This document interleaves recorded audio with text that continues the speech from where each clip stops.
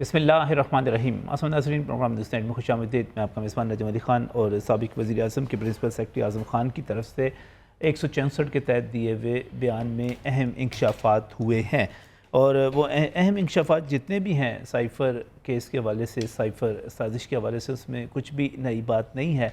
लेकिन ऐसा ज़रूर हुआ है कि आज़म ख़ान ने उन तमाम चीज़ों की तस्दीक कर दी है जो इससे पहले बतौर इल्ज़ाम बयान की जा रही थी और कहा जा रहा था कि साइफ़र को एक सियासी टूल के तौर पे, एक पॉलिटिकल टूल के तौर पे, यानी कि अमरीकी सफ़ीर ने जो मरासला भेजा था उसको एक सियासी मकासद के लिए इस्तेमाल किया गया। अब जो हमारे पास इतलात हैं वो ये हैं कि हुकूमत इस पर ऑफिशियल सीक्रेट एक्ट लगाने जा रही है और उसके बाद ये मुकदमा ख़ुसूसी अदालत में भेजा जाएगा, उसके लिए तैयारियाँ की जा रही हैं। क्या इस पर आर्टिकल 6 भी लगेगा? इस पर हुकूमत का ये कहना है कि हम इस पर बाकायदा तौर पर वजारत कानून से राय लेंगे, लेकिन ऑफिशियल सीक्रेट एक्ट के हवाले से बिल्कुल कन्फर्म है कि वो लगा दिया जाएगा। ऑफिशियल सीक्रेट एक्ट की सेक्शन 21D है जिसके तहत आप सिविलियंस को ट्रायल कर सकते हैं। उसमें तरीक़ाकार ये है कि पहले एक FIR दर्ज होती है जिसमें बाज़ ज़राए का ये कहना है कि FIR दर्ज हो चुकी है, मुकदमा दर्ज हो चुका हुआ है, लेकिन अभी तक उसकी कोई तफसील सामने नहीं आई। लेकिन दूसरी तरफ सेशन जज के पास जब ये मामला जाएगा तो फिर वो मुकदमा मिलिट्री कोर्ट को भेज दिया जाएगा। फिर ये सवाल किया जा रहा है कि जब ये मिलिट्री कोर्ट पे चला जाएगा और ऑफिशियल सीक्रेट एक्ट लग जाएगा तो फिर इस पर क्या सज़ा हो सकती है। तो इसके हवाले से जो इतरात मौजूद हैं वो ये है कि कम से कम 2 साल तक कैद हो सकती है, ये उम्र कैद तक भी जा सकती है और अगर चीज़ें ज़्यादा संगीन हों तो इस पर सज़ाए मौत भी दी जा सकती है। इमरान खान साहब की जब हम बात करते हैं तो वो सिर्फ ऑफिशियल सीक्रेट एक्ट यहाँ पर ही नहीं, आर्मी एक्ट इससे पहले भी कोर कमांडर हाउस पर हमले के हवाले से, अस्करी टावर पर हमले के हवाले से और दीगर मुकदमात में भी उन पर ये ऑफिशियल सीक्रेट एक्ट लग चुका हुआ है। थोड़ा सा हम आपको इसकी तारीख भी बता देते हैं कि ये साइफ़र साजिश जो सारे का सारा केस है ये क्या है। ये जब मामला उठा था तो कैबिनेट ने इस पर तहकीकात का हुक्म दिया था FIA को और FIA इस पर इंक्वायरी कर रही थी कि जस्टिस असजद जावेद घुराल ने 6 दिसंबर 2022 को इस पर एक स्टे ऑर्डर जारी कर दिया था।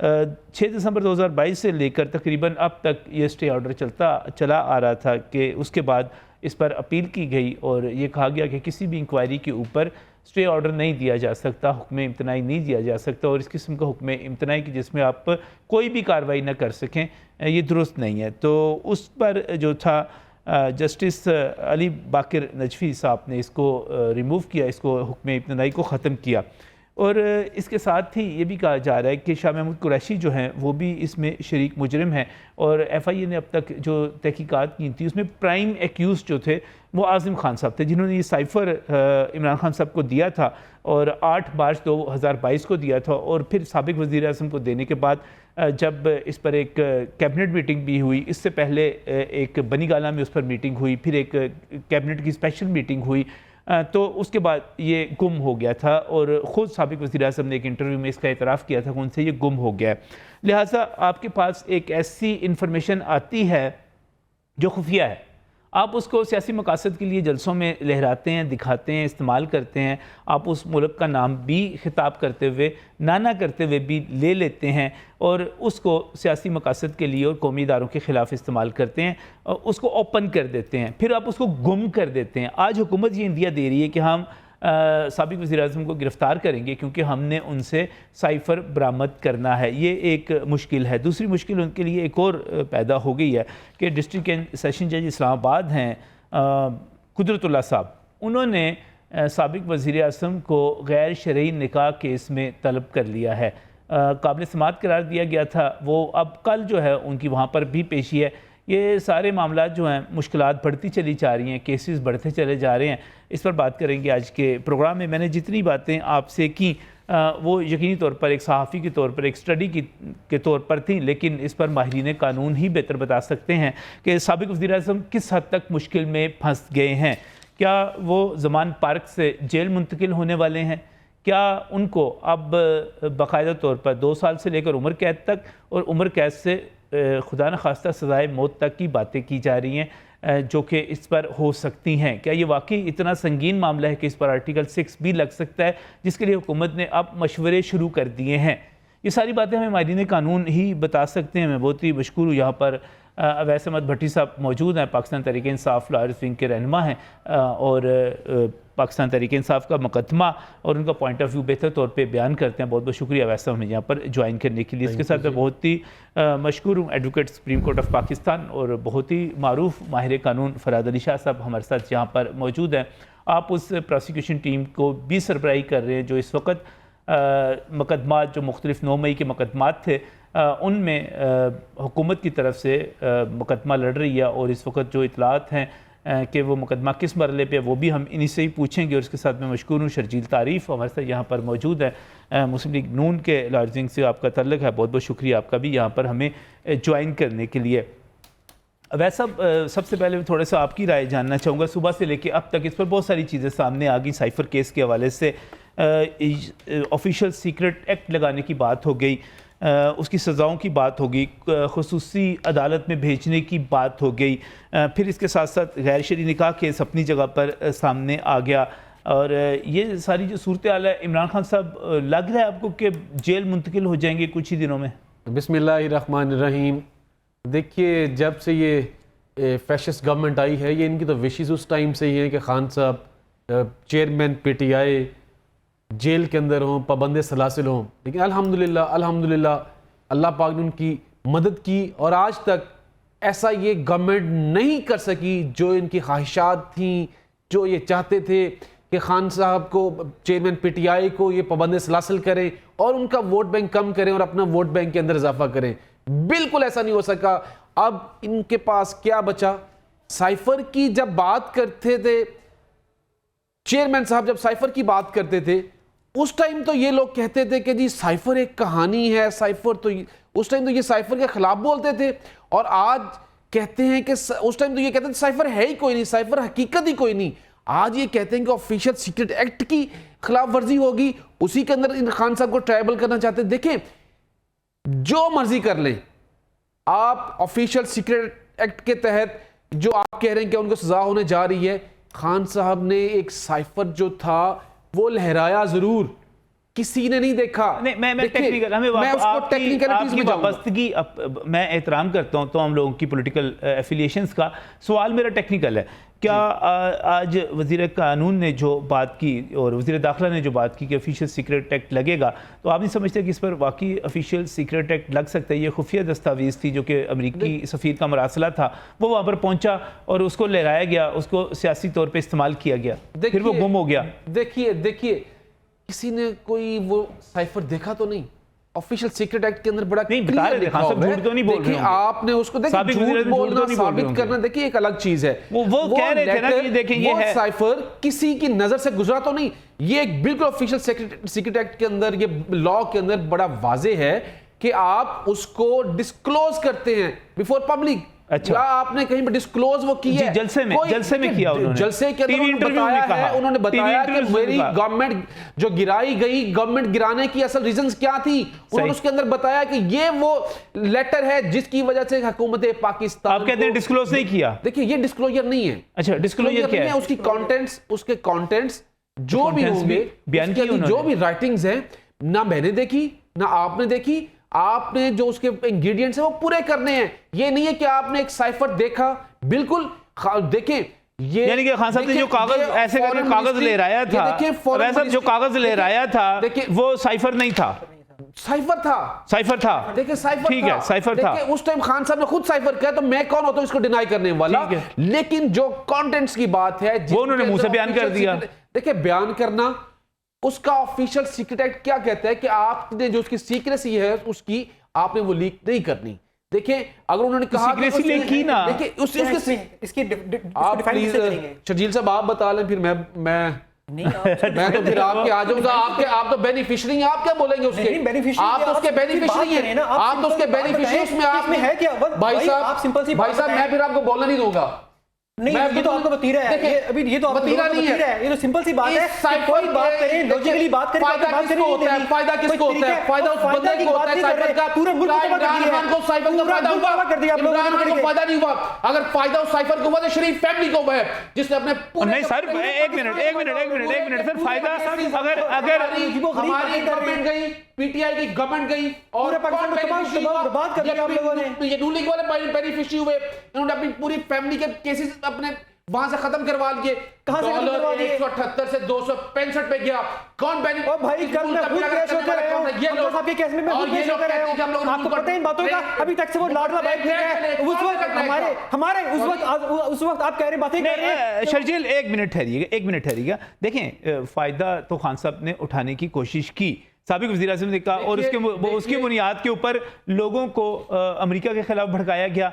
एक हम कोई गुलाम है कि तहरीक चलाई गई, वो सारा कुछ तो आपकी पार्टी ने किया था ना। ये बात तो आप ये नहीं कह सकते कि फायदा तो आपने उठाने की कोशिश की, नहीं उठा नहीं सके ना। तो सर आपकी हुकूमत, सर एक मिनट, बड़ा सादिक और अमीन है, एक आजम खान को कह रहे हैं ये बड़ा सादिक और अमीन है, एक जगह पे खान साहब ये कह रहे हैं, दूसरी जगह अब वो कहते हैं कि खान साहब अगर वो कहते हैं, अगर आजम खान कहते तो मैं उसकी बात मानूंगा, और अब मानने आजम खान की बात माने खान साहब एक जगह पे ये कहते हैं। वो कहां गिरफ्तार हुए? इमरान खान कहां गिरफ्तार हुए?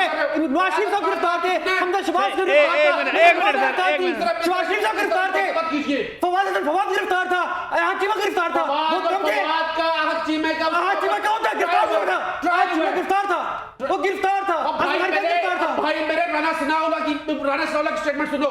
राना सनाउल्लाह क्या कहता है? गिरफ्तार किसकी बात हो रही है? कि आजम खान प्रिंसिपल सेक्रेटरी की बात हो रही है, स्कूल में बैठा हुआ है, प्रिंसिपल सेक्रेटरी गिरफ्तार था। क्या प्रिंसिपल सेक्रेटरी गिरफ्तार था? कहां था प्रिंसिपल सेक्रेटरी आपका? आजम खान कहां था? बताइए आप ये वाली बात। आपने उसका कोई स्टेटमेंट सुनी है? 164 की 164 का बयान जो है वो सारे का सारा आ गया ना। 164 आप तो यही कह रहे हैं, बयान सुने आपने? ये जो काम ख्याली इसमें मत रहो आप। चलें एक ठीक है, सही है, जिस जो मर्जी कर लो, ठीक है। भगौड़ा बाहर बैठा हुआ है ना, ये मुल्क में नहीं सर आ सकेगा। और ये जो आपका मुद्दा बैठा है ना, इसको भी इंशाल्लाह अल्लाह के फजल व करम से ये तो कैफे किरदार तक पहुंचाएंगे हम। ये आपका इंशाल्लाह दिल तक रह जाएगा, दिल से बाहर नहीं। थोड़ा सा इस पे आ जाते हैं कि ये इशू है जो ऑफिशियल सीक्रेट एक्ट है, लग सकता है नहीं लग सकता, इस पर आ जाते हैं और फराद अली शाह साहब की तरफ चलते हैं। शाह साहब चूँकि आप इन चीज़ों को करीब से देख रहे हैं, इससे पहले भी ऑफिशियल सीक्रेट एक्ट उन पर भी लगा जिन्होंने कोर कमांडर हाउस पर हमला किया। आप प्रोसिक्यूशन टीम को हेड भी कर रहे हैं, पहले ये बताइए उस केस की क्या सूरत हाल है, कहाँ पर पहुँचा? क्योंकि सुप्रीम कोर्ट ऑफ पाकिस्तान में ज़ेर समाअत और ये समझा जा रहा है कि आप समाअत नहीं हो रही, मामलात रुके हुए हैं। पोजीशन क्या है उन केसेस की? फिर आते हैं इस पर साइफर पर भी। नजम साहब, सबसे पहली बात यह है कि जो 9 मई के वाक़यात पूरे पाकिस्तान के अंदर हुए, उन वाक़यात के हवाले से FIR जो थी वो मुख्तलिफ पुलिस स्टेशंस में ATA मतलब एंटी टेररिस्ट एक्ट के हवाले से वो दर्ज हुई थी। उसके बाद आर्मी ने जब एविडेंस अपनी कलेक्ट की, तो क्योंकि ऑफिशियल सीक्रेट एक्ट के अंदर मुख्तलिफ सेक्शंस हैं, जैसे आपके प्रोहिबिटेड एरियाज़ हैं, जैसे कैंट के अंदर आप जाते हैं तो कुछ एरियाज़ ऐसे हैं जहाँ पे आपको एंट्री रिस्ट्रिक्ट है, और वो ऐसे इलाके हैं जहाँ इजाज़त के बगैर आप एंटर नहीं हो सकते।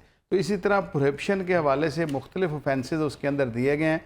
तो वो उन्होंने अपना केस जो था आर्मी एक्ट के तहत मिलिट्री कोर्ट्स में चलाने के लिए ना सिर्फ रजिस्टर्ड किया, और उसके बाद 96 वाली जो जना हाउस वाली FIR थी, उसमें से 16 लोगों को उन्होंने, क्योंकि कुछ लोग उसमें से जेल जुडिशल जा चुके थे, तो कोर्ट ऑर्डर से आर्मी ने वो उन लोगों की कस्टडी जो ली थी उनको मिलिट्री कोर्ट्स में ट्राई करने के लिए। इसी तरह और मुख्तलिफ शहरों से लोग जो थे वो अरेस्ट हुए, जो कि एविडेंस उन्होंने रिकॉर्ड का हिस्सा बनाई थी कि जो आर्मी इंस्टॉलेशंस के ऊपर डायरेक्टली हमलावर हुए थे, जिन्होंने वहाँ पे तोड़ फोड़ की, वहाँ पे रिकॉर्ड जलाया और आर्मी इंस्टॉलेशंस को नुकसान पहुँचाया, तो उस हवाले से वो उनका प्रोसेस इन प्रोग्रेस है।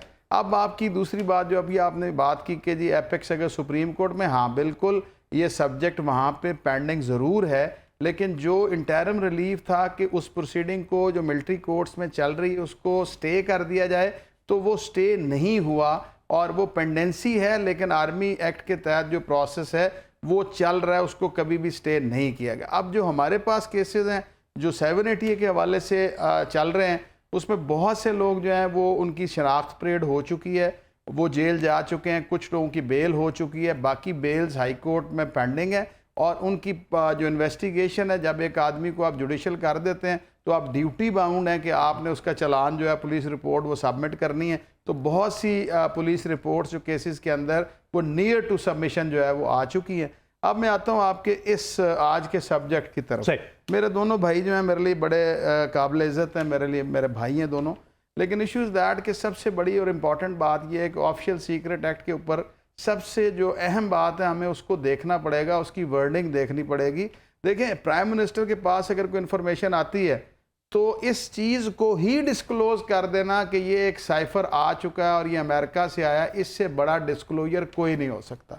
क्योंकि साइफ़र जो है वो आज खुद उसको अगर आप डिक्लेयर कर दें कि कोई साइफ़र आया तो ये भी ऑफिशियल सीक्रेट एक्ट के अंदर चार्ज हो सकता है।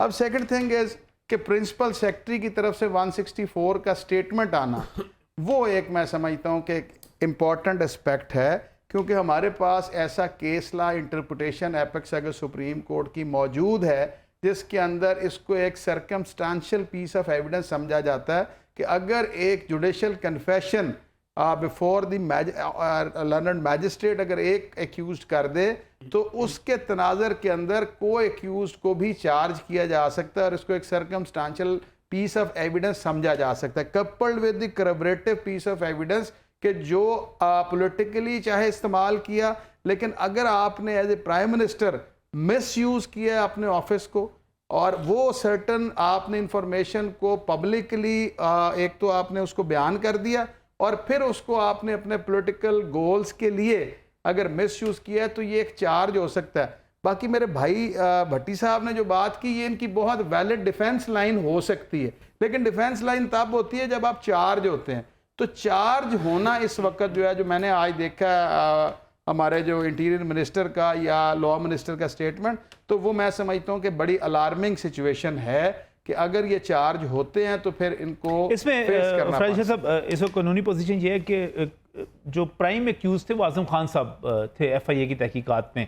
अब आप क्या समझते हैं कि इस बयान के बाद साबिक वज़ीर आज़म जो है वो को एक्यूज हो सकते हैं, वो भी प्राइम एक्यूज हो सकते हैं? क्योंकि आजम खान साहब ने कहा कि मुझसे तो ले लिया गया, फिर उसको सियासी मकासद के लिए इस्तेमाल किया गया, तो ये हो सकता है कि इसमें प्राइम एक्यूज ही तब्दील हो जाए। नहीं, बेसिकली देखें बात यह है कि सबसे पहली बात यह है कि साइफर का प्राइम मिनिस्टर को प्रिंसिपल सेक्रेटरी का देना, अब यहाँ पे हमें देखना पड़ेगा कि लीगली क्या ये प्रिंसिपल सेक्रेटरी प्राइम मिनिस्टर को दे सकता था, प्राइम मिनिस्टर ले सकते थे, या उन्होंने अपना मिसयूज ऑफ ऑफिस करते हुए प्रिंसिपल सेक्रेटरी से वो लिया और उसको डिस्क्लोज कर दिया।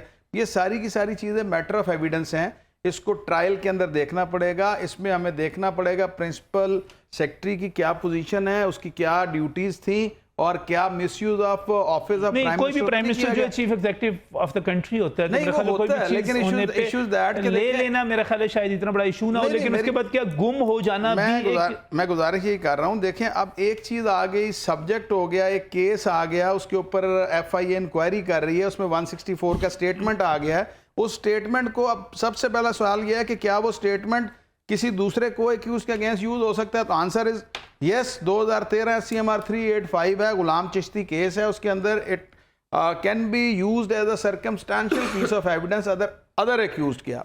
तो ये बड़ी एक इंपॉर्टेंट एस्पेक्ट है और इस पे बिल्कुल इंक्वायरी भी हो सकती है, वैलिड पीस ऑफ एविडेंस भी है और चार्जशीट भी हो सकते हैं। और ये जो आपने पहले 1-2D की बात की, ये बेसिकली बिल्कुल उसके अंदर प्रोवाइड करता है। और सब्सिक्वेंट टू दैट जो आर्मी एक्ट के तहत जिन लोगों को यहाँ से आर्मी जिनकी कस्टडी लेके गई, मेरे लिए बड़ी हैरान कुन बात यह है कि उन एक्यूज पर्सन ने आज खुद कभी उस एक्ट को चैलेंज नहीं किया।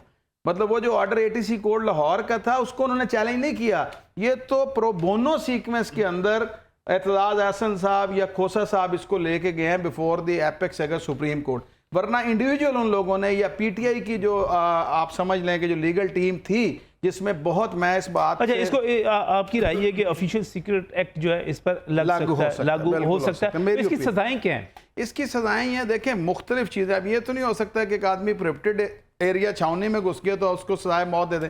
जैसा संगीनी है उस हवाले से उसमें सजा प्रोवाइड की गई, लेकिन जो जिस सीक्वेंस में मैं समझता हूँ कि जो टॉपल करने की बात है पूरे के पूरे सिस्टम को, और हमारे जो इदारे थे उनकी अगर समझा जाए तो मैं समझता हूँ कि कैपिटल पनिशमेंट की तरफ ये जाता नजर आएगा। अच्छा, यानी कि आप समझ रहे हैं कि ये सारे का सारा मामला जो इस हद तक आगे जा सकता है, इसकी अगर एक्सप्लेनेशन की जाए कि इसको इस्तेमाल किया गया और उस इस्तेमाल के नतीजे में जो कुछ हुआ उसमें। लेकिन इसमें एक और बात, शर्जील आप जो बात कर रहे थे यहाँ पर और जो दलील यहाँ पर अवैस भट्टी साहब दे रहे थे, वो कह रहे थे कि इस सारे मामले के बेनिफिशियरी तो आप हुए, सारा कुछ जो कुछ भी कर लिया साबिक वज़ीर आज़म ने वो तो कर दिया उन्होंने, फ़ायदा आपको हुआ, हुकूमत आपकी बन गई, केसेस आपके लीडरशिप के ख़त्म हो गए, तो असल बेनिफिशियरी तो आप हैं इसके। इसमें हम आप ये देखें ना, इसमें ये तो बड़े आराम से कह देते हैं कि जी बेनिफिशरी हम हैं। इस वक्त पोजीशन देखें पाकिस्तान की क्या हुई पड़ी है। यहाँ पे पूरे पाकिस्तान के अंदर मुआशी तौर पे आप देख लें कितनी बदहाली है। हमारी मुस्लिम लीग नून के अंदर कहा गया था कि आप ना जाएं, किसी भी सूरत में ना जाएं, लेकिन बड़े मियाँ साहब ने कहा कि नहीं, आप कोशिश करें, इसको लेके चलें, इसको धक्का लगाएं, किसी तरीके से लोगों को सहूलत दें आप। अब ये डार साहब बकायदा स्पेशली इसी काम के लिए हैं। इस वक्त फाइनेंशियली तौर पे हम मुकम्मल तौर पे तबाह हुए हुए हैं। अब वहाँ पे जाके हम ये काम कर रहे हैं, हम कौन सा बेवकूफ़ आदमी ये बंदा काम करेगा। मैं कॉर्पोरेट का वकील हूँ, मैं खुद फिजिबिलिटियाँ बनाता हूँ, मैं कंपनी से काम करता हूँ, कोई इस तरह की कंपनी को कौन सा बंदा पकड़ेगा। उस वक्त हमारी पोजीशन क्या थी? उस वक्त हमारी पोजीशन ये थी कि जैसे ही 2/3 उस वक्त पोजीशन थी हमारी कि हम थर्ड में आ सकते थे। किसने हमें कहा कि जी हम ये इस वक्त ये बेड़े को हम पकड़े? क्या वो थी प्रॉब्लम? हमें क्या थी? हमें कोई मसला नहीं था, सिर्फ ये थी कि अब अवाम के लिए। अब आप देखें जाके अब 9 रुपए कम हो रहा है पेट्रोल। इस सारे मामलात को देखा जाए तो किस तरीके से लेके जा रहे हैं आप? किसी से 1 अरब ले रहे हैं, किसी से 2 अरब ले रहे हैं, किसी से कुछ बातें कर रहे हैं। उसके बावजूद ये सारा जो मैस क्रिएट हुआ है वो इस वजह से हुआ है। वो अमेरिकन कहते हैं कि जी आपने इसके टेक्निकल इश्यूज पे आ जाते हैं। आज जो वज़ीर कानून ने प्रेस कॉन्फ्रेंस की है, जो कुछ होने जा रहा है और साबिक वज़ीर आज़म पर जिस तरह ऑफिशियल सीक्रेट एक्ट लगाने की बातें हो रही हैं, खुसूसी अदालत में भेजने की बातें हो रही हैं, आप ये समझते हैं कि इसके जरिए आप अपने पॉलिटिकल ओपोनेंट को खत्म कर लेंगे? नहीं, हम ये नहीं कहते। हम ये देखें, सिंपल सी बात है, इस तरह की अच्छी हथकंडे की जरूरत ही कोई नहीं है। ये ना अगर ये बात हुई होती, 1.5 साल से हमारी हुकूमत आई हुई है, कोई हो सकता था कि गिरफ्तार ना करते। ये है आप कर ही नहीं सकते थे। नहीं सर, ऐसी बात। और सर ये जो छोटी सी बातें, छोटी बातें करके जी पटाखा बजाया, पकड़ लो, गिरफ्तार कर लो, ये कर लो। अब भाई सर जी आप ये तो देखें कि हमारी पूरी क़यादत जेल के अंदर थी। पूरी क़यादत जेल के अंदर थी ना आपकी। चलें इसी पर बात करते हैं, शर्जील बात करते हैं। मुझे एक ब्रेक के लिए कहा जा रहा है, ब्रेक से वापस आते हैं। तो पूछ रहे थे शर्जील साहब से कि ये इमरान खान साहब को गिरफ्तार कर सकते हैं, नहीं कर सकते?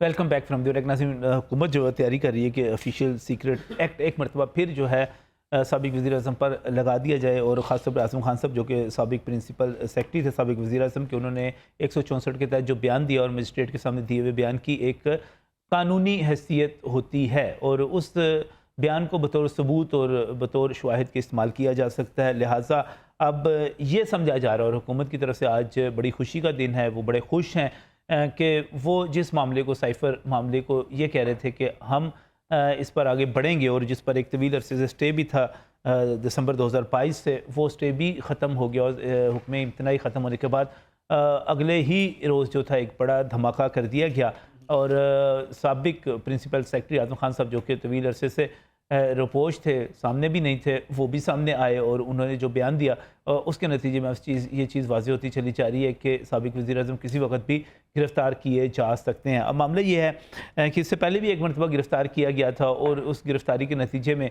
9 मई का वाक़या हुआ था। अब दोबारा गिरफ़्तार होंगे तो क्या होगा, किस तरह होगा और इसका नतीजा क्या निकलेगा? गिरफ़्तार किया भी जा सकता है या नहीं किया जा सकता? क्योंकि साबिक वज़ीर आज़म, मैं शर्जील आपकी तरफ आ रहा हूँ, साबिक वज़ीर आज़म पहले कह चुके हुए हैं कि अगर मुझे गिरफ़्तार किया गया तो फिर यही कुछ होगा। ज़ाहिर है आप मुझे इस तरह गिरफ़्तार करेंगे तो लोग हैं मेरे साथ, लोग निकलेंगे। तो आप क्या समझते हैं, बतौर लॉयर, बतौर PMLN के एक्टिविस्ट गिरफ़्तार किया जा सकता है खान साहब को? Basically as a liar, as a PML के एक्टिविस्ट, सबसे पहले तो हम पाकिस्तानी हैं। सही है। अब आप ये देखें कि जो 9 मई को उन्होंने कहा था कि क्या करेंगे, वो क्या किया उन्होंने?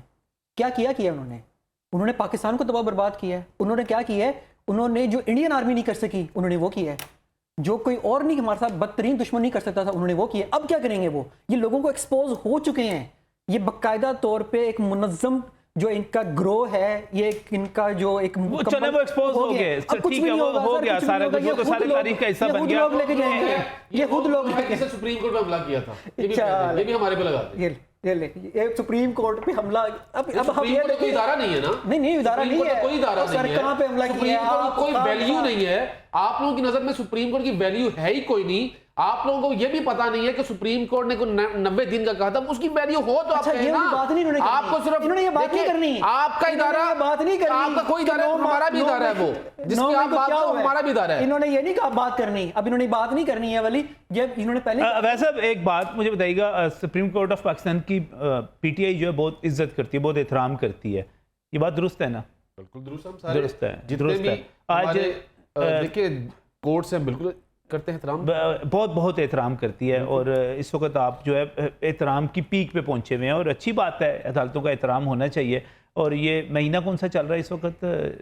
जुलाई का है गालबन, आपको मेरे से अच्छा जुलाई चल रहा है ना जी? बिल्कुल जुलाई, फिर अगस्त आएगा, फिर और उसके बाद सितंबर आएगा, डिसॉल्व हो जाएगी। तो ठीक 2 महीने बाद सितंबर आ जाएगा, सितंबर जब आ जाएगा, के मुताबिक सितंबर जब आ जाएगा, तब भी आप सुप्रीम कोर्ट का इतना ही एहतराम करेंगे, उसी तरह करेंगे, इसी तरह करेंगे। अल्हम्दुलिल्लाह, मैं बस ये याद रखिएगा, मैंने आपको हर एक ने अपने मनसब के मुताबिक फैसले मैं रिकॉर्डिंग करके किसी न किसी आप अदालतों का इतना ही, सितंबर के बाद भी आप करते हैं, सितंबर में, मिड सितंबर के बाद भी आप इसी तरह दोनों मेरे करेंगे। भाई ऐसा ही होगा। मैं इनको क्लिप दिखा दिया करूंगा बार-बार, जी ऐसा ही होगा, ऐसा ही सही है, उस वक्त भी ये अच्छी बात है, करना चाहिए, हर किसी को अदालतों का एहतराम करना चाहिए। पापा शरीफ, मेरा सवाल कुछ और था, आप जो है इमरान खान साहब को गिरफ्तार कर सकते हैं, नहीं कर सकते? सवाल सिंपल है, सी बात है। देखें, अब हम जो चाहते हैं ना, हम ये चाह रहे हैं कि थ्रू प्रोसेस के सारे काम हो। अच्छा। हम वो वाली जो बचकाना हरकतें ये पहले ये जो 3.5 साल में इन्होंने की हैं कि पहले पूरे खानदान को सबको गिरफ्तार कर लो, जो बंदा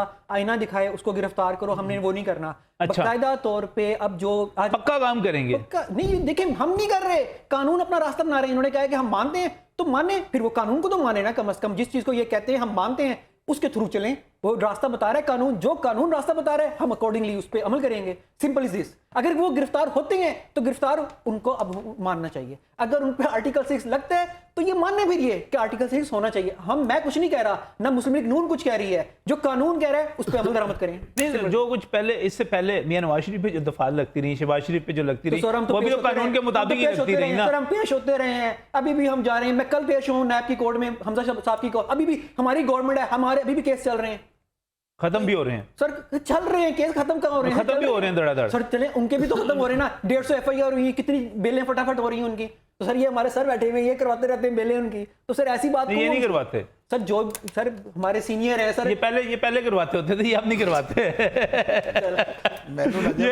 जिसने मुझे वकील ये आजकल जमानते कैंसिल करवाने का काम करवाते हैं। चाहे पूछ ले, बैठे हुए चौधरी परवेज अली को जेल नहीं भिजवाया इन्होंने। मुझे बात नजम साहब, बात यह वकील पब्लिक प्रॉपर्टी, अच्छा, उसको एंगेज करेगा, सही है, उसके राइट्स हमने देखने हैं ना। अब देखें, मुझे अगर नून लीग वाले अपने लिए एंगेज करते हैं तो मैं उनका केस करूंगा। अगर पंजाब हुकूमत मेरी सर्विसेज हायर करती है तो मैं उसको अपनी सर्विस, वकील तो देखिए उसकी कोई पार्टी नहीं होती, प्रोफेशनल वकील का क्लाइंट होता है, हमने उसके मुताबिक चलना। सर मैं फखर एक यार, मुझे थोड़ा सा एक यार इनसे तो कर लेने देना जरा। मैं आपको देखता हूँ, फराद अली शाह साहब, मैं सफदर शाहीन साहब को देखता हूँ, मैं राना इंतजार साहब को देखता हूँ, तो मुझे खुशी होती है कि कितने प्रोफेशनल वकील हमारे पास मौजूद है। नजम साहब, आप मुझे एक बात बताएं, गुजारिश मेरी है कि हमारा वकालत का पेशा यही है, ये क्लाइंट की चॉइस है कि वो किसको वकील करता है। और दिस ऑफ आर्गुमेंट कि आज अगर इमरान खान साहब चाहें और मुझे इस काबिल समझे, मुझे अपना वकील करें, तो मैं उनका केस लड़ूंगा, मुझे तो कोई इतराज नहीं है, मेरी तो कोई पार्टी नहीं है, मैं तो वकील हूं। मैंने आपके प्रोग्राम में कई दफा कहा है कि वकील एंगेज करना ये कॉन्स्टिट्यूशनल राइट है एक आदमी का। अगर आपको साबिक वज़ीर-ए-आज़म वकील कर लेते हैं तो फिर आप यहाँ बैठकर ही मुझे बता रहे होंगे कि ऑफिशियल सीक्रेट टैग किस तरह नहीं लग सकता। लो बात यही है, मुझे हर केस के अपने फैक्ट्स होते हैं, सही है, उसके मुताबिक हमने बताना। नहीं सर, हर केस का अपना क्लाइंट होता है, उसके मुताबिक शाम को ये कहेंगे, शाम को ये बताएंगे। सर ये प्रोफेशनल बात कर रहा हूं, मेरी बात सुनो, आप यहाँ पर जो है इमरान खान साहब के वकील के तौर पर बैठे होंगे तो आप ये कह रहे होंगे कि इस पर सीक्रेट एक्ट लगता है, इसमें कैपिटल पनिशमेंट हो सकती है। सर कभी भी नहीं, सर आपको कहना ही नहीं चाहिए। एक लम्हे के लिए मैं बात करता हूं, अगर एक लम्हे के लिए मैं इमरान खान साहब का वकील हूं तो मैं ऑप्ट करूं कि आप आए खान साहब, इस सिस्टम को आप पूरे तरीके से अपने आप को पेश करें और अपनी जो सफाई में एविडेंसेस हैं वो रिकॉर्ड का हिस्सा बनवाएं। देखें, अगर ये आज ये क्लैरिफाई हो जाए कि इमरान खान साहब साइफर के अंदर बेगुनाह हैं, तो उनके लिए एक बहुत बड़ा ये मौका है, उनके ये बहुत बड़ा मौका है उनके लिए। तो ये बुरा, लेकिन बुरा वक्त कुछ आया हुआ है। अवैस भट्टी साहब डिस्ट्रिक्ट एंड सेशन जज हैं कुदरतुल्लाह साहब इस्लामाबाद के, गैर शरई निकाह में इमरान खान साहब को और उनकी अहलिया बुशरा को उन्होंने हाज़िरी के नोटिस जारी करती हैं, काबिल समात करार दे दिया है। ये अब पहले हम एक वो टेरियान वाला केस देखते होते थे, अब ये केस शुरू हो गया है। ये थोड़ा सा अजीबोगरीब से केस नहीं है? देखिए अभी मेरे भाई शाह साहब कह रहे थे खान साहब को बिल्कुल ये लीगल वे ऑप्ट करें, जो हम लोग ऑप्ट किया हुआ है। हम लोग, हमारे ऊपर 150 केसेस हैं, उनके अंदर पेश हो रहे हैं। अगर ये डिस्ट्रिक्ट सेशन जज साहब की जो कोर्ट से खान साहब को समन नोटिस हुआ है, हम खान साहब उसमें जा रहे हैं। ये नहीं कि हम जो भी होगा, देखिए इसका ये जो गैर शरई निकाह की बात करते हैं, इसकी डिटेल क्या है आपके ख्याल में? डिटेल्स जो है, देखिए ये डिटेल्स जो है, एक बंदा जिसकी शादी हुई है उसको ज्यादा डिटेल्स पता है। उस निकाहनामा को देख सकते हैं आप। देखिए एविडेंस निकाहनामा है ना, निकाहनामा है ना, निकाहनामा है या उसका डिवोर्स पेपर है, या उसका डिवोर्स पेपर है, या उस निकाह खान जिसने पढ़ाया वो है। देखिए मेरे पास उसकी ऐसी डिटेल्स नहीं है कि मैं कह सकूं कि जी खान साहब पहले किया बाद में किया, वो टाइम पूरा हुआ कि नहीं। देखिए अब ट्रायल है, खान साहब ट्रायल फेस करेंगे और इंशाल्लाह जो भी होगा, खान साहब ऐसा ये नहीं है कि ना ही खान साहब और ना ही मेरे ख्याल में मैडम बुशरा साहिबा जो हैं, उनको बिल्कुल ऐसा नहीं हुआ होगा कि उन्होंने ये कोई गैर शरई हरकत की। वो तो पहले करती हैं। भट्टी साहब की बात में ना मैं एक बात ऐड करता हूं। भट्टी साहब की बात में बात ये है, इस प्रोपोजिशन के ऊपर हमारी फेडरल शरीयत कोर्ट और एपेक्स अगर सुप्रीम कोर्ट सेटल डाउन कर चुकी है। आम हालात में कहा यह जाता है कि जी 90 डेज़ के बाद पहली तलाक जो है वो आपकी मौसर होती है और उसके बाद आप शादी कर सकते हैं। हमारे पास जजमेंट्स मौजूद हैं। अब ये नहीं कि मैं इमरान खान साहब को बता रहा हूँ कि मैं बहुत ज़्यादा जानता हूँ, मैंने वकील कर लो। अच्छा। लेकिन हमारे पास जजमेंट्स हैं जिसके अंदर देखें मेंसेस के हवाले से मुख्तलिफ टाइम्स हैं, मुख्तलिफ पीरियड हैं। तो सूरह बकरा के सीक्वेंस में उन्होंने ये डिसाइड किया कि 42 डेज़ के अंदर भी ये जो पीरियड है ये पूरा हो सकता है। और आफ्टर 42 डेज़ अगर वो उन्होंने इद्दत का पीरियड अपना पूरा कर लिया, जो कि उनका किसी भी औरत का एक पर्सनल इशू होता है, तो आप ये नहीं कह सकते कि 90 डेज ही पूरे करने थे। तो लॉ इस पे लेकिन इसमें कोई टेक्निकल मसला आ जाता है कि क्या आपको इसके लिए बाकायदा तौर पे तलाकनामे की जरूरत है या नहीं है? क्योंकि यूनियन शरीयत बात अपनी जगह, मैं कानून की बात कर रहा हूँ, कानून की बात कर रहा हूँ। यूनियन कौंसिल सस्पेंड होने की वजह से मुझे बहुत सारे लोगों ने रब्ता किया और उन्होंने कहा कि यूनियन कौंसिल सस्पेंड है और तलाकनामे जो है वो वेरीफाई होने के लिए और उसके नोटिस उनको जारी होने के लिए लड़कियों को नहीं मिल रहे, उनकी आगे शादियां रुक रही हैं। तो जब आपको एक वैलिड तलाकनामा चाहिए हो तो क्या ये जरूरी नहीं है? यूनियन काउंसिल बेशक सस्पेंड हो गए, लेकिन एडमिनिस्ट्रेटर्स हैं वो काम कर रहे हैं। ये तो आपको किसी ने बड़ा इलॉजिकल सी बात कर दी। ये कैसी बात है? बात ये है कि यूनियन काउंसिल के नाज़म नहीं है, एडमिनिस्ट्रेटर्स काम कर रहे हैं, सेक्रेटरी यूनियन काउंसिल काम कर रहे हैं। ये तो ऐसी बात ही नहीं है। सेकंड थिंग इज जो बड़ी इंपॉर्टेंट है कि जब तलाक मौसर होगी तो फिर आपका नया निकाह रजिस्टर्ड होगा। ये आपका स्टेट लॉ है। इस्लाम और शरीयत ये कहती है कि इजाबो कबूल। अब इजाबो कबूल जो है, और फिर कॉन्स्टिट्यूशन ये कहता है कि अगर कोई लॉ स्टेट बना भी दे लेकिन इंजंक्शंस ऑफ इस्लाम परवेल करेंगी, और अगर इंजंक्शंस ऑफ इस्लाम के अगेंस्ट कोई लॉ होगा तो वाइड एबिनिश होगा। ये तो सेटल लॉ है, तो कॉन्स्टिट्यूशनल बात है। और सूरह बकरा के हवाले से जो एपेक्स अगस्त सुप्रीम कोर्ट ने या फेडरल शरीयत कोर्ट ने डिसाइड किया, वो 42 डेज को उन्होंने डिसाइड किया। लेकिन इनके अपने निकाह खां कहते हैं कि हमें ये कहा गया कि ये गलत काम हो गया, फिर हम ये इसको रिपीट करना चाह रहे हैं। तो ये तो एक बड़ी वैलिड स्टेटमेंट है। मुझे मुनाजम साहब, मुझे ये समझ नहीं आती कि हम लोग इस पे बहुत ज्यादा फोकस कर रहे हैं कि जी काबिल समात केस कर दिया। केस तो हर काबिल समात होता है। जो आपका ट्रायल कोर्ट के अंदर आता है वो काबिल समात होता है, उसके ऊपर एविडेंस प्रो एंड कॉन्ट्रा आनी है, उसके बाद जजमेंट आनी है। हमने पहले ही जजमेंट देनी शुरू कर दी है कि जी निकाह गलत था, निकाह फासिद था, निकाह ऐसे था, निकाह वैसे था। It requires recording of evidence और डॉक्यूमेंट्री एविडेंस देखने के बाद कल को ये फैसला होगा कि आइदर वे ये निकाह ठीक था या ये वॉइड था या ये वैलिड नहीं था। मुख्तलिफ मतलब ये मुख्तलिफ सीक्वेंस। चले इसी पर कानूनी तौर पर आगे बढ़ते हैं। और अगर एक निकाह जो है वो कानूनी तौर पे या शरई तौर पे वैलिड करार नहीं पाता, क्या अदालत में इस किस्म की मिसालें मौजूद हैं कि कोई निकाह वहाँ से वैलिड करार ना पाया हो, वो वैलिड करार नहीं पाता, तो फिर अगली सूरत क्या होती है? देखें, कुछ हमारे पास केसेस ऐसे आते हैं कि जैसे मुमानत के केसेस हैं कि दो बहनें, एक आदमी एट ए टाइम शादी पे नहीं रख सकता, अपनी भांजी से मामू शादी नहीं कर सकता। वो तो एक ऐसी शादियां हैं जो कभी भी वैलिडेट नहीं हो सकती सब्सिक्वेंटली। सही है। लेकिन ये जो केस है इसके अंदर मुद्दत, इद्दत पीरियड बेसिक क्वेश्चन है, वो मैंने आपके सामने बात रखी कि लोग 90 डेज से 3 महीने को सामने रख रहे हैं, लेकिन जो मैं आपसे बात कर रहा हूँ 42 डेज से ऊपर जाके ये पीरियड किसी भी सूरत में 46 डेज पे, 50 डेज पे, 90 डेज से पहले कभी भी ये मुकम्मल हो सकता है। लेकिन अगर ये वैलिडेट ना हो तो फिर ये उस पीरियड में जो वो मियाँ बीवी के ज़ुमरे में रहे हैं वो जना के सीक्वेंस में चार्ज हो जाएंगे। ये है बेसिकली लॉ।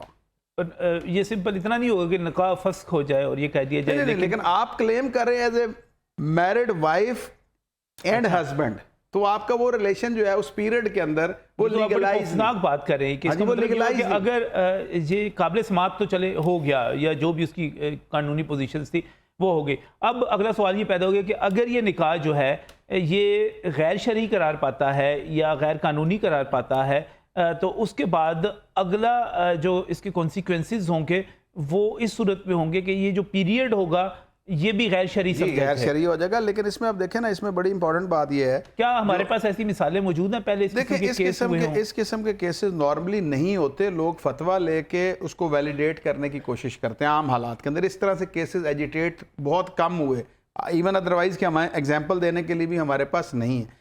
लेकिन जो बड़ी इंपॉर्टेंट बात है नजम साहब, जो मैं आपके इस प्रोग्राम से करना चाहता हूँ, देखें जो निकाह खां वो ये क्या कह रहा है कि कपल मेरे पास आया, उसने कहा कि ये हमारे से गलती हो गई है, आप हमारा निकाह दोबारा कर दें। अब उसका मतलब क्या है कि उन्होंने खुद इलीगैलिटी जो थी उसको उन्होंने लीगलाइज किया है कि जब उन्हें पता चला कि ये हमारे से ये गलती हुई, इसकी दुरुस्तगी कर दें। तो मैं समझता हूँ कि ये बोनाफाइडी है उनके पार्ट पे, और ये कल को उनको इन फ्यूचर इस चीज़ का फ़ायदा होगा। नहीं, इसमें भी एक और टेक्निकल पहलू आ गया। जब दोबारा निकाह हुआ और ये कहा गया कि जो हमसे पहले गलती हो गई थी और हमने दोबारा निकाह कर लिया, अब आप इसको कह रहे हैं कि ये बोनाफाइडी है, ये उनको फ़ायदा देगा।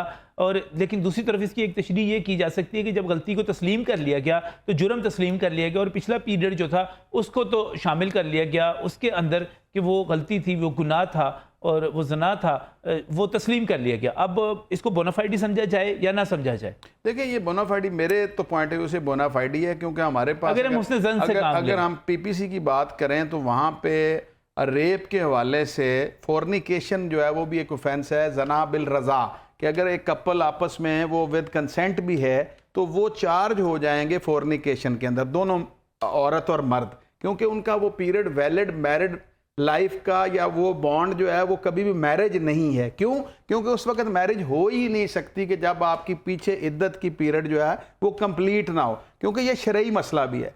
अब इद्दत का पीरियड जो है वो इंपॉर्टेंट है कि आइदर वे उस कपल के अंदर जो फीमेल है उसका इद्दत का पीरियड 90 डेज में सर्कल पूरा करेगा या 70 डेज में करेगा। ये उनका पर्सनल इशू है जो एविडेंस के बाद इसको क्लैरिफाई किया जा सकेगा। इसमें आखिरी चीज़ जो क्लैरिफाई है, हम इसको गलती भी कह सकते हैं या हम इसको जुर्म ही कहेंगे? मैं समझता हूं कि इसको हम गलती के तनाज़र में ज़्यादा बेहतर समझेंगे। अगर उसकी वजह यह है कि अगर ये जुर्म होता तो वो कभी भी दोबारा उसको लीगलाइज करके अपनी गलती का दुरुस्तगी ना कर, सबूत ना देते, सबूत ना देते। जी। तो ये सारी की सारी इस वक्त कानूनी पोजीशन बनी हुई है। बहरहाल इस पर समाअत होनी है, वो आगे चलना है, तो हमें उम्मीद यही रखनी चाहिए कि जो कुछ भी होगा वो कानून के मुताबिक और इस्लाम के मुताबिक ही होगा। उससे हटकर जो है महज इस वजह से कि कोई सियासी हम उस पर पॉइंट स्कोरिंग करें और इस मामले को इस तरह लेकर चलें कि हम उनको हमायत करते हैं तो उनको बचाने की बात करें, हम उनकी मुखालफत करते हैं तो हम उनको फंसाने की बात करें। इस तरह की चीज़ें कम से कम इस केस के अंदर मैं चाहूँगा, क्योंकि ये बहुत ही सेंसिटिव किस्म का केस है। हम हमेशा से ये कहते आए हैं कि हमें अपने सियासी मुखालफिन की जो ज़ाती ज़िंदगियाँ हैं हमने उनके अंदर नहीं जाना, हमने उनके ऊपर इल्ज़ाम नहीं लगाने। इस पे पहले जो कुछ इल्ज़ामात खुद पाकिस्तान तहरीक इंसाफ की तरफ से दूसरों पर लगते रहे, बातें होती रहीं, हम उसकी भी मजम्मत करते हैं और इसी तरह ये समझते हैं कि अगर ये मामला जो है ये कानून के मुताबिक है और अगर गलती हुई है और उसको गलती के तौर पर लिया गया है तो इसको सरफ नज़र होना चाहिए, इस मामले को इस तरह आगे नहीं बढ़ना चाहिए। कानून अपनी जगह पर है, इखलाकियात हमारी कुछ अपनी जगह पर हैं। बाकी बात करते हैं इस ब्रेक के बाद।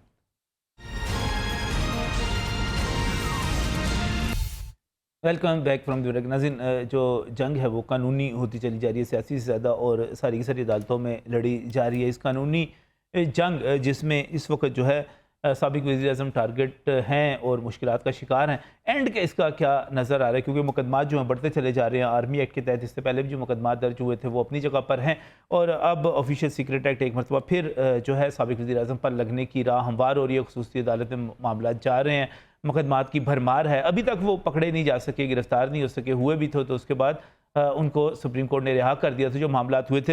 एक मुख्तसर सा मैं पूछना चाहूँगा, शर्जील, आपको क्या लग रहा है ये जो सारी कानूनी जंग है इसका एंड क्या है?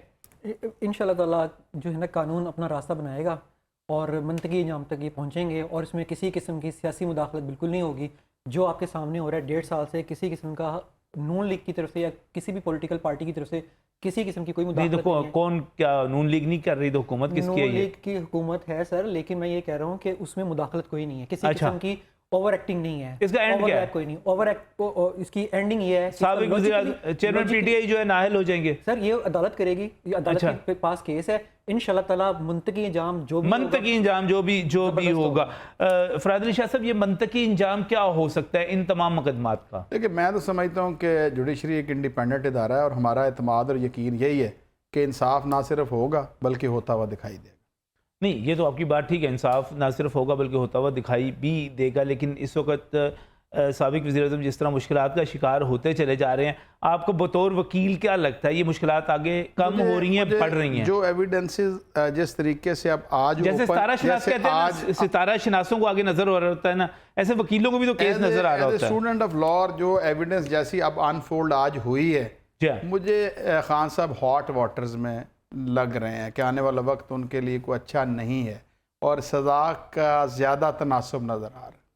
और इस साइफर के केस में भी जी, साइफर अच्छा, इसी में मुझे ज़रा ऐड कर दीजिएगा कि कोर कमांडर हाउस के हमले की FIR में अस्करी जो टावर था उसकी FIR में, और मुस्लिम लीग नून का जो सेंट्रल सेक्रेटेरिएट है उस पर हमले की FIR में भी इमरान खान साहब नामजद हो चुके हैं, शामिल हो चुके हैं। इमरान खान साहब पहले दिन से FIRs में नामजद हैं, क्योंकि इमरान खान साहब का कॉमन इंटेंशन थी कि वो उनका जो कैंपेन थी 2, 2.5, 3, 4 माह से, जो उन्होंने इम्पोर्टेड गवर्नमेंट के हवाले से या फैसल नसीर साहब के हवाले से या डर्टी हैरी के हवाले से, वो जो था एक उन्होंने रेड लाइन बनाई थी। मीर जाफर तक पहुंचे थे। वो बेसिकली एक सीक्वेंस था, उस हवाले से वो चार्ज हुए हैं इन केसेस के अंदर। और अभी जो 14 तारीख को उन्होंने जॉइंट इन्वेस्टिगेशन टीम के सामने वो ज्वाइन किया इन्वेस्टिगेशन को, उस पर क्वेश्चनर भी यही था कि आपने पूरे एक माइंड सेट बनाया है कि लोग जाके GHQ पे, ये JIT के सामने जो पेश हुए, आप बड़े लर्नर्ड लॉयर हैं,